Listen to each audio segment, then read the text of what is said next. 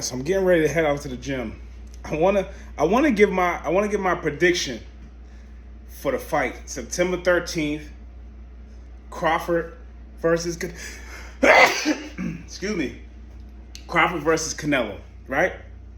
So this is how it's gonna play out, man. This is what it's gonna look like. It's gonna look very similar to Crawford versus Sean Porter. Go back and watch that Crawford versus Sean Porter fight. His team had him down in the fight. His team's like, we don't know, man. They got like the 9th, 10th round. We don't know, man. It's a little close. You're going to have to step on the gas. When Crawford comes out in that fight, he comes out in an orthodox stance. That's how he's going to come out with Canelo. He's going to come out in an orthodox stance with Canelo. And when he comes out in that orthodox stance, Canelo is going to he's going to come out pressuring. Canelo's going to come out pressuring, and he's going to learn very quickly that he can't get to Bud like he wants to. So then he's going to try. He's going to come in. He's going to put the pressure on him. And then he's gonna start to practice what he practiced in the camp. The same reason he got Jaron Ennis in there. He's gonna say, let me go to boxing. They're gonna get to round 2 and 3. They're like, let me go to boxing. You're gonna see this Canelo.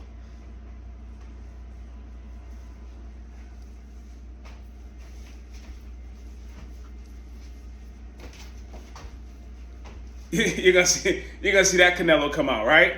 That's not gonna work. Bud's gonna then go to southpaw. When Bud goes to southpaw, this is how Bud Crawford understands that he can beat Canelo. This is why he took the fight. It's when he goes to southpaw and he starts working off the back foot. This is what he did to Sean Porter. Now you can say, oh, Sean Porter's not... Canelo's much bigger fighter than Sean Porter. That's not what we're talking about. We're talking about styles. Right? And how Crawford starts to break down the fighter when he switches. Now, Canelo's still going to hit him with some big shots. He's going to hit him to the body. He's going to come and pressure him. Sean Porter did the same thing. They bunted heads. We're going to see that. We may see Crawford get tripped up. Crawford may even fall. He may even fall.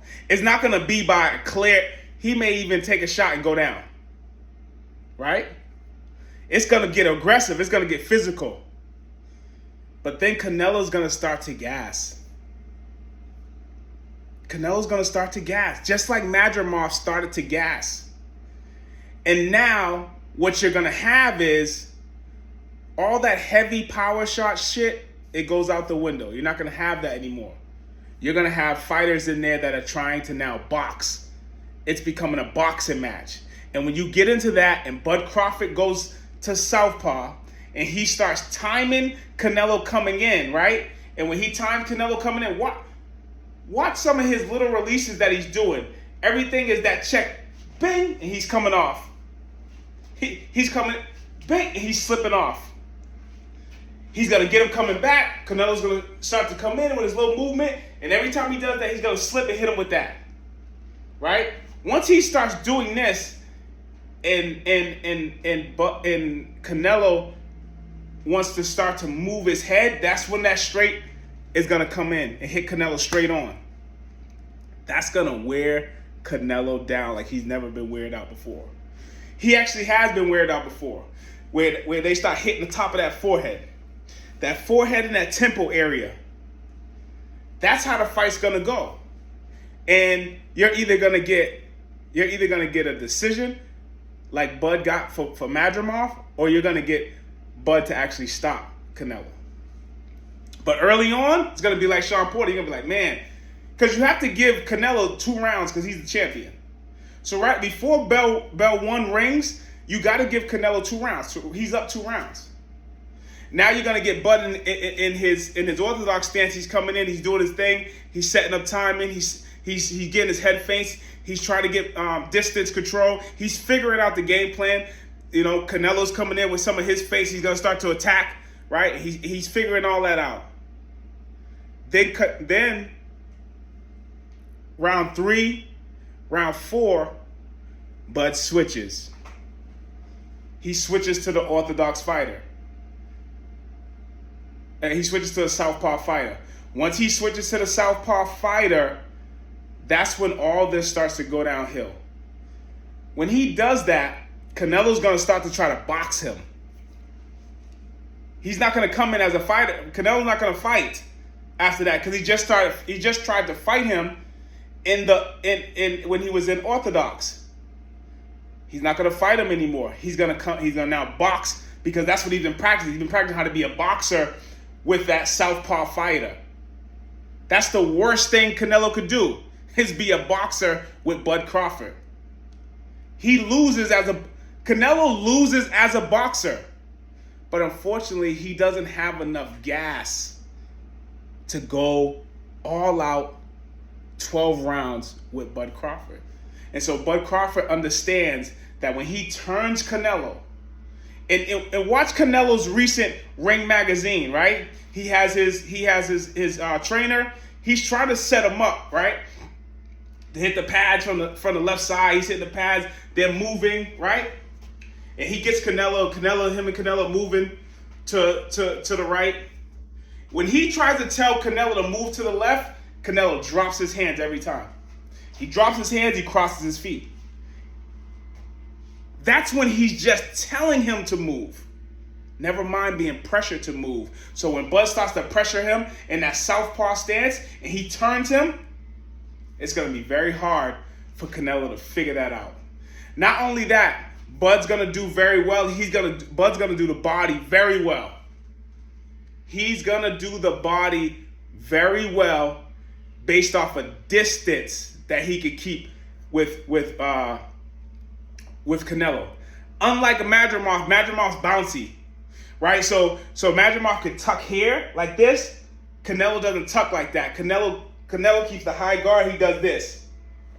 When that starts to happen, when Canelo starts doing this motion, he did this a lot with Bivol. When he starts to get this high guard, he starts to expose this. But Bud's gonna take advantage. He loves to do that. He did that very well with Benavidez. This. Madrimov didn't do that. Madrimov was like this.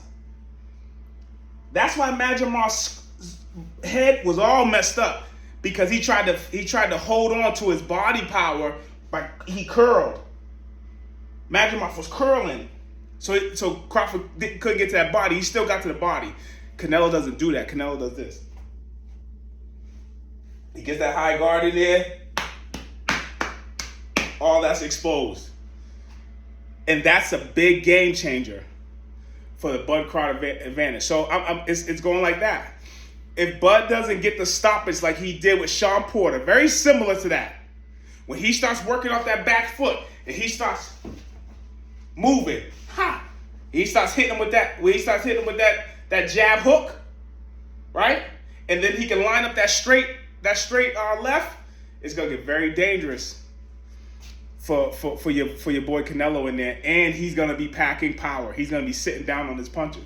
So that's my prediction for the fight. You either got a stoppage late 9, 10, 11, 10, 11, 12. You're gonna have a stoppage in there by Bud, or you're gonna get a similar and you're new by Crawford. Listen, it's just boxing, man. It's just boxing detail. It's not taking nothing away from Canelo. It's just boxing. That's just what it is. That's how it's going to look. So that's my prediction for the fight. We'll be there September 13th, man. We're in Vegas. Come and join us here. Make sure you subscribe. Show me some love, man. We're going to bring some content on for you guys. And we about to head to the gym right now.